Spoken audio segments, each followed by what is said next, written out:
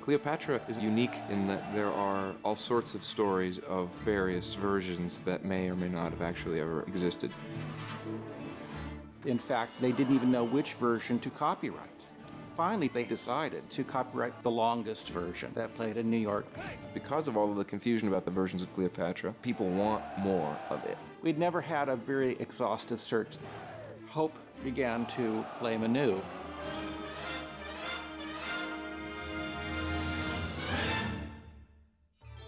Mankiewicz said that it was conceived in panic, shot in confusion, and wound up in blind chaos. The first assembly was an 8-hour work print, which existed only in black and white. Mankiewicz got essentially massively carried away. He fell in love with the characters, and it got longer and longer. And he fell in love with his footage. Have you strong feelings about beards? I had one in my youth. That was later cut in a color work print to 5 hours, 15 minutes. You will kneel. It was a fairly complete assembly of what Mankiewicz wanted to do without the necessary flourishes. He showed this version of the movie to Daryl Zanuck in Paris in October of 1962. We can't tell from the files precisely what was shown to Daryl Zanuck. Zanuck knew that he couldn't have a 5.5-hour film playing in a theater. The print was taken away from Mankiewicz and he was fired. Because of these legendary stories about these longer versions, apocryphal versions, actually, the actual running time of the movie has long been in question. Cleopatra actually exists in 3 different versions. The film premiered in New York on June 12, 1963, and it ran for 4 hours and 6 minutes. About 6 weeks later, this was reduced by 20 minutes. And then when it went to the neighborhood theaters, it went to 3 hours. At that point, all they wanted to do was cram in as many performances during the day as they could, and a 3-hour film gave them more money.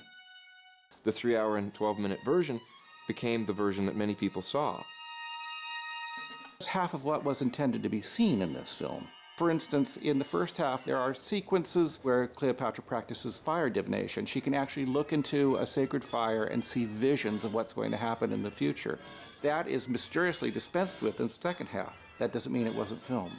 There's a long sequence before the Battle of Actium where the gods actually desert Cleopatra, laugh at her. The fires will not burn. This would have brought a legitimate end to staring into the fire and seeing the future, but it's missing.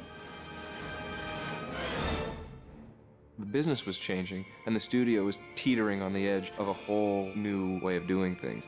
So only one person was put in charge of archiving the elements, and that was Dorothy Spencer, the editor of Tidal. And she was the only one who was in charge of all of the things that normally attend the post-production of a 70mm film. In the early 60s, a large format film like Cleopatra, all of the material that's not in the cut negative would be considered B negative or outtakes.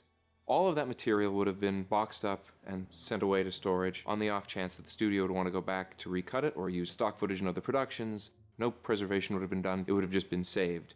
As you can see from behind me, there's a great deal involved in storing film elements. There is a great deal of disparate film elements. The soundtracks, the optical effects, this, that, and the other thing are all on different canisters, and they have to be stored physically. When we went back to restore the movie, we wanted to make the longest version possible. In looking back through the studio's files, the earliest reference that I can find of someone being interested in unearthing a longer version of Cleopatra was when Joseph Mankiewicz appeared on the Dick Cavett Show in the late 70s and said that he had always wanted it to be 2 films. And from that time on, every 10 years or so, there are notes about some brave soul endeavoring to try to find a longer version of the film. The cut that we were looking for was the first cut that Mankiewicz had delivered. We were given permission to go and actually look for this. The team looking for the longer versions of Cleopatra in the mid-90s went around the world, literally, to film labs in Los Angeles and London, New York, Rome, as well as Fox's archives and storage facilities. Most of these elements are stored in Hutchinson, Kansas, in a salt mine because there is no moisture. And we thought that there would be a great deal of footage there. There was always a rumor that that's where they'd put these cut elements. We found elements that we never expected to find, lots of B-roll, but nothing from the A-roll, nothing from those scenes that were missing from Mankiewicz's cut. Dorothy Spencer very adamantly said, these elements all came to Hollywood. and were stored in deluxe general laboratories. One of the men said you couldn't believe it, room after room after room, all hanging with Cleopatra elements. And we found none of them. A single motion picture can be 500 or 600 large shipping cartons full of material. So to keep a couple of thousand titles worth of that material, you can imagine the volume is not unlike the warehouse at the end of Raiders of the Lost Ark. As a cost-cutting measure, the studio decided in the late 1970s to get rid of all of its trims and outs from its older pictures. So all of the trims and outs from 1978 back were destroyed. There wasn't yet the idea of alternate versions for DVD or Blu-ray. There was no market value for this material, and there wasn't any vision for there ever to be any. That's when we discovered for certain that Cleopatra's elements were forever missing. I remember being shell-shocked. Like, how could they do this? All the conversations I had with Joe Mankiewicz, everyone believed that the elements were there, that they wouldn't get rid of them. After all, this was the most expensive film ever made. How could they just throw it away?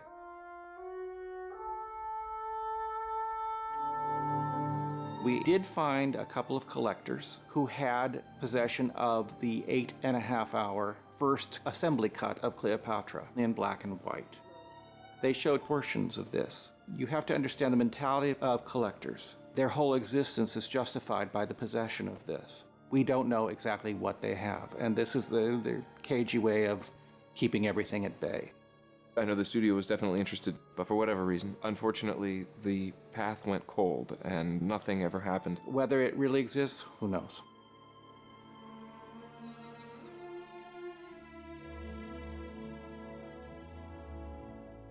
I think that it speaks to the reputation of the movie that people want more of it. You grow more beautiful each time I see you. Personally, I've made peace with the fact that it's gone. I fell in love with the 4-hour and 6-minute version. I saw that when I was 12 years old, and I thought, hot damn, this is a great movie. Hail! Antony's Legion! The version of Cleopatra that's presented on the Blu-ray is the original New York premiere length. I think 4 hours and 6 minutes version is a pretty fair rendering of what was intended. Antony, how will I live? Same as I. I never give up hope that a longer version of Cleopatra will appear someday. Experience has shown us with other movies that it doesn't pay to write anything off permanently. I think it's very unlikely, but you never know.